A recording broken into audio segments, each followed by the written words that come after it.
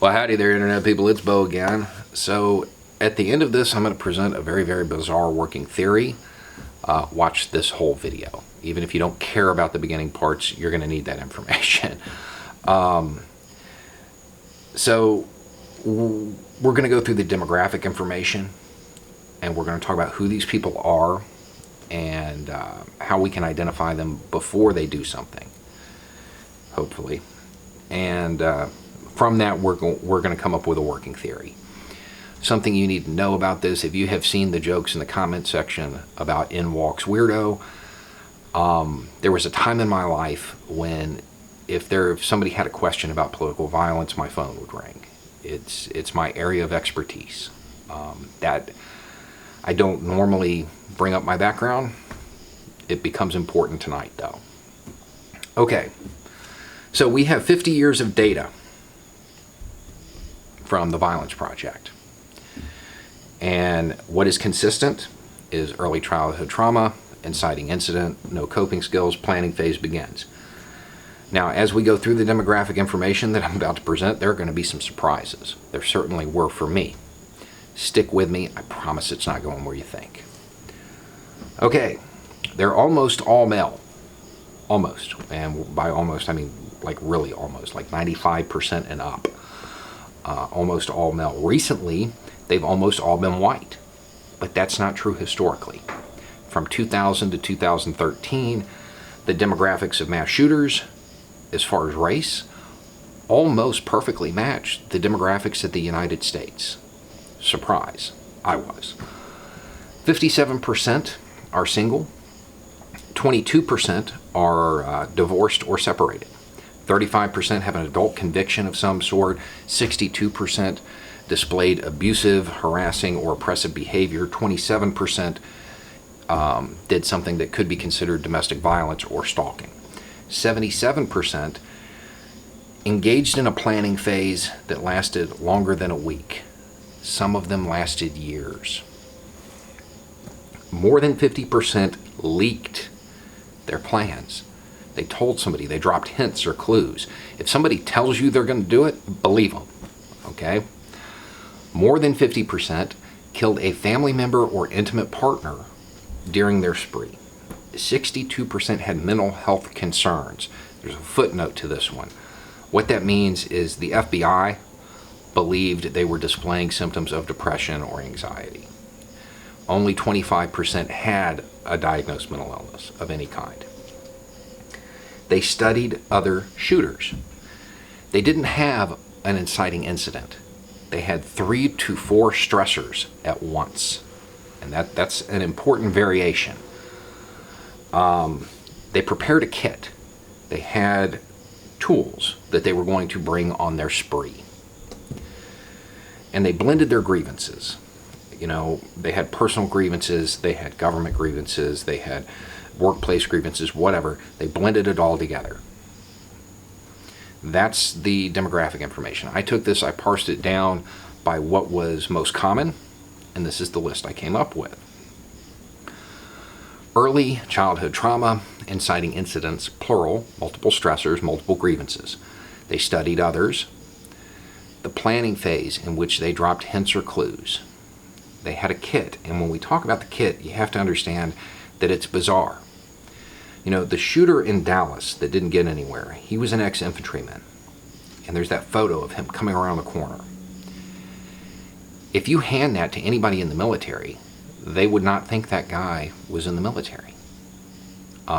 Just going off of the shoelaces alone. They weren't prepared for combat. The kits aren't for combat, they're for something else. Some quotes that I ran across that are very relevant. And they come from an FBI agent who is in charge of studying pre-attack behavior. They have the desire for omnipotent control. They have the desire for infamy and notoriety. Okay, cutting to the chase, that's not political violence. That's how we're framing it right now because of the last couple of years. They've all fallen into that niche. This is not characteristic of people engaged in political violence in any way. It's at this point I realize I'm outside of my scope. So I called a fellow former weirdo.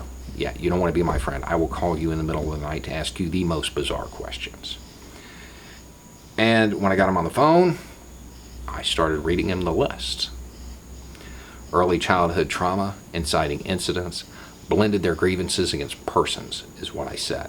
Slight variation there. Studied others who did the same type of thing. Spent a lot of time planning and would drop hints or clues, and they had a prepared kit. At this point, he stops me and he says, yeah, I know what they do. What do you want? Because it's late. He's not an expert on political violence. He's an expert on serial killers. Desire for omnipotent control, if only for a moment. Seeking notoriety.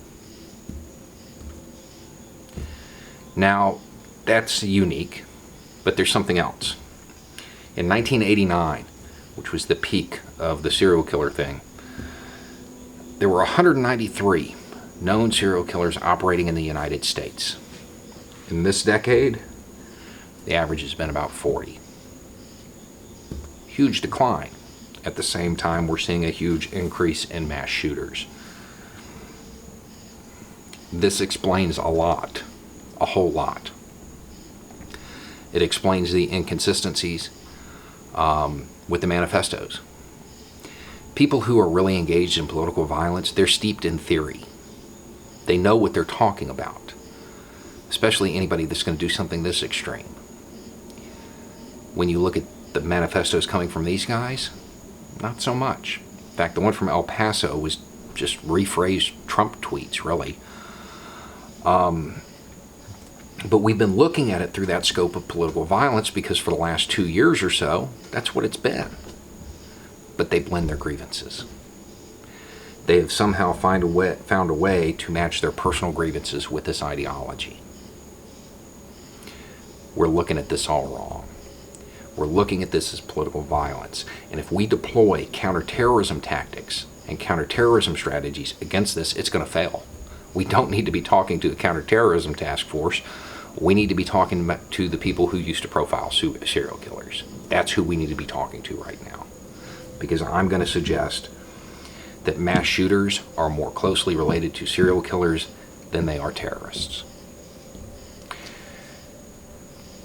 We need to respond rather than react. And that's what happens in these cases. You know, if there was a school shooting tomorrow, we know very well that on Fox News, you'd have a pundit saying, we need to arm all teachers and janitors and everybody gets a gun. And on CNN, they'd be saying, we need gun control. Because it's a reaction. Happens over and over again, we trot out the same ideas. Nobody's responding.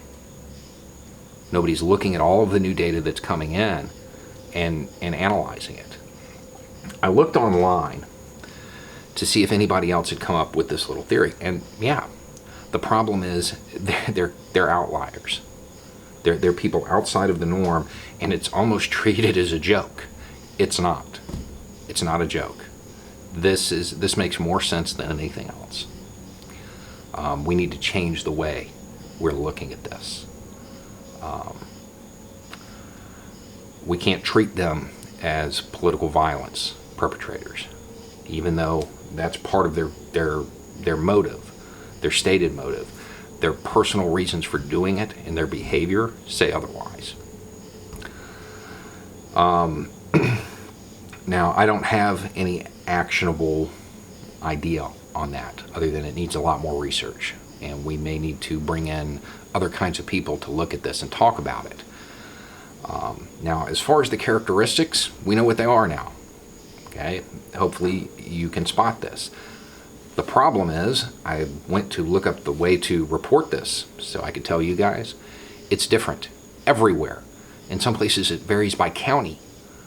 There's no method of doing this that is standardized. In fact, the FBI has a tip line for it, but it's their standard tip line.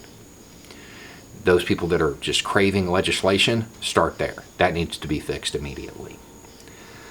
Anyway, as we're doing this, we need to remember we need to respond, not react. All right. It's weird, right? Out walks weirdo. Anyway, it's just a thought. Y'all have a good night.